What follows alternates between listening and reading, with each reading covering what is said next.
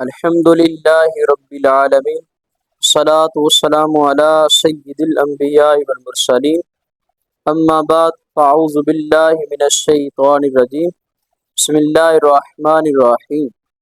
تمام تعریفیں اللہ رب العالمین کے لیے، جس نے ہمیں ایمان کی دولت عطا فرمائی، اسلام جیسا عظیم دین عطا فرمایا اور اپنی عبادت کے لیے منتخب فرمایا۔ درود و سلام ہو ہمارے آقا مولا سردار دو عالم صلی اللہ تعالی علیہ وآلہ وسلم پر، آپ کی آل پر، اطہار پر، صحابہ کرام پر اور تمام نیک بندوں پر۔ میرے محترم اسلامی بھائیوں اور بزرگوں، آج کا موضوع ایسا ہے جس کا تعلق ہر مسلمان کی زندگی سے ہے۔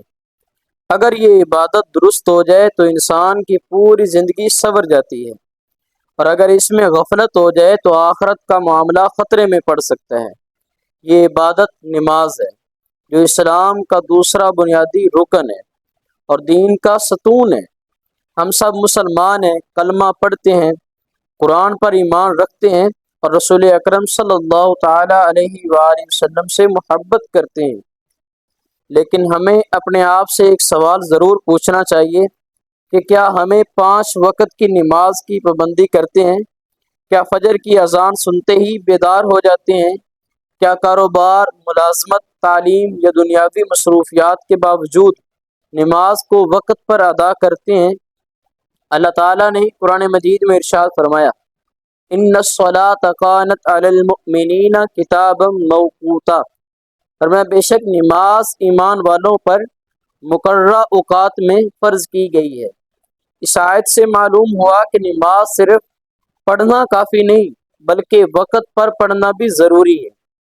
میرے پیارے بھائیوں، سوچئے اگر کسی ملازم کو دن میں 5 مرتبہ اس کے مالک کی طرف سے بلایا جائے اور وہ ہر مرتبہ حاضری دے، اس کا مالک اس سے خوش ہوگا یا ناراض؟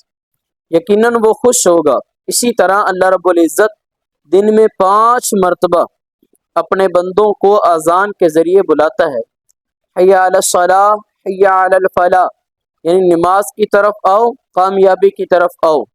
افسوس، ہم دنیا کے ایک فون کال پر فوراً پہنچ جاتے ہیں، لیکن اللہ تعالیٰ کی پکار کو کبھی کبھی نظر انداز کر دیتے ہیں۔